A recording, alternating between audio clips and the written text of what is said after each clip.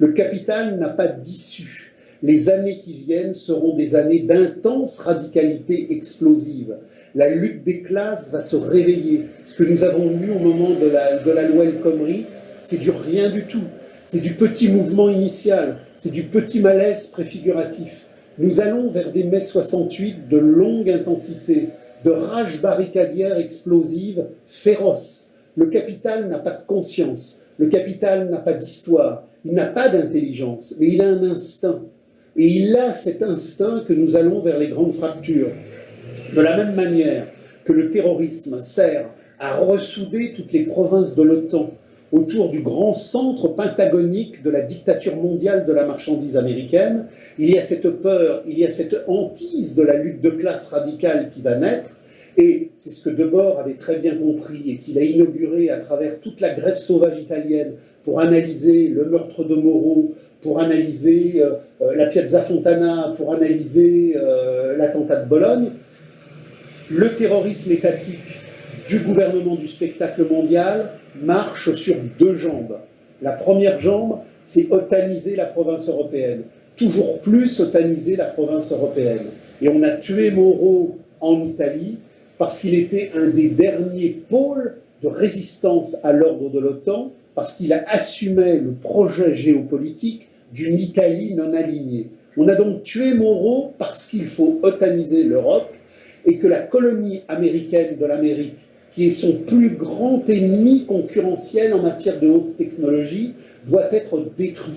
On ne va pas le détruire par des bombardements intensifs avec des B-52, on va le détruire par des manipulations monétaires, par des infiltrations bruxelloises, par la signature du TAFTA, par l'inféodation à l'ordre européen de la Commission européenne et par le terrorisme de la terreur qui fait que toutes les classes politiques sont au garde à vous devant la nécessité d'un ordre sécuritaire atlantiste. Mais dans le même temps, il ne faut pas s'en arrêter là. Il faut toujours avoir la vision qu'avait eu Debord derrière la mort d'Aldo Moro. Il y a cette lutte de classe qui va renaître.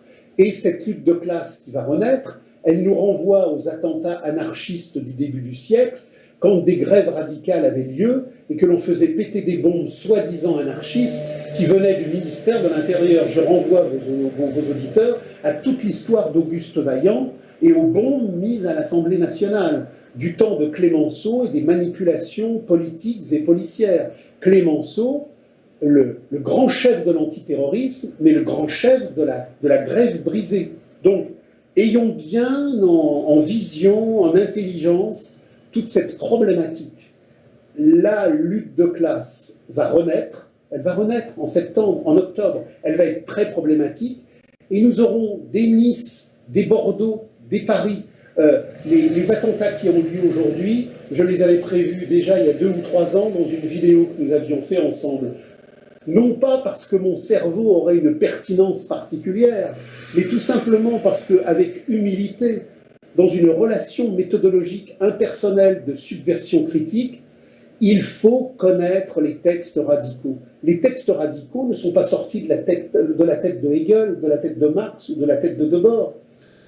Ils expriment la radicalité la plus consciente de la lutte de classe maximaliste, la plus intransigeante. Donc, pour que l'on comprenne ce qui se passe, il faut vivre intelligent.